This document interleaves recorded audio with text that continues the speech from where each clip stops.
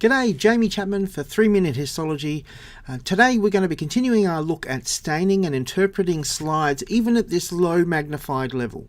So far we've had a look at what hematoxylin stains in terms of DNA and RNA, and eosin stains in protein, and we've begun to look at interpreting slides at this low magnification with our understanding of the 4 basic building block tissues, epithelial, connective, nervous tissue and muscle tissue, and we saw that epithelial tissue stains really well with hematoxylin, so basophilic because of all the nuclei, lots and lots of cells, and that muscle tissue stains very well with eosin, very acidophilic because of all the protein within its cytoplasm.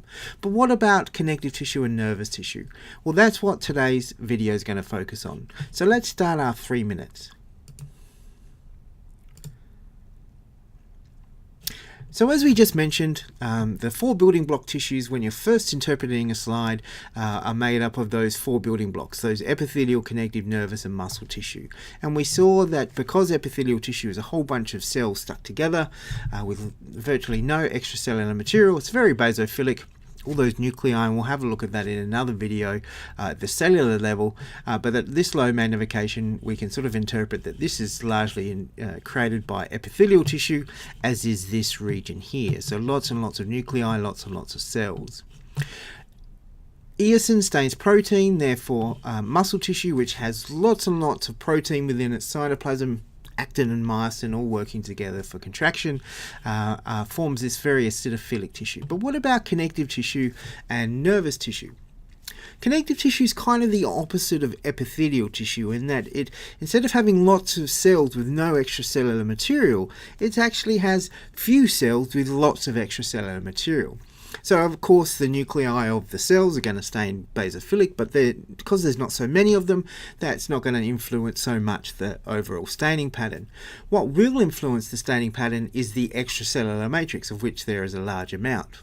However, a lot of connective tissue tends to have varying amounts of ground substance, and ground substance, because it's a watery base, tends to get removed when we process for microscopy. So we remove that aspect of the extracellular matrix. So what's left behind are the fibers. Extracellular matrix is made up of fibers and ground substance. Now the fibers, of course, are protein based. They're collagen or they're elastin, or reticular fibers, which is another version of collagen. And so they do tend to stain acidophilic, but certainly not to the same extent as muscle tissue.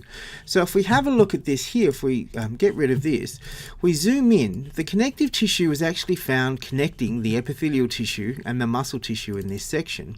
And if we zoom in right in here, we can actually see this is the connective tissue here. This space represents where the ground substance was, so that's removed and doesn't get stained.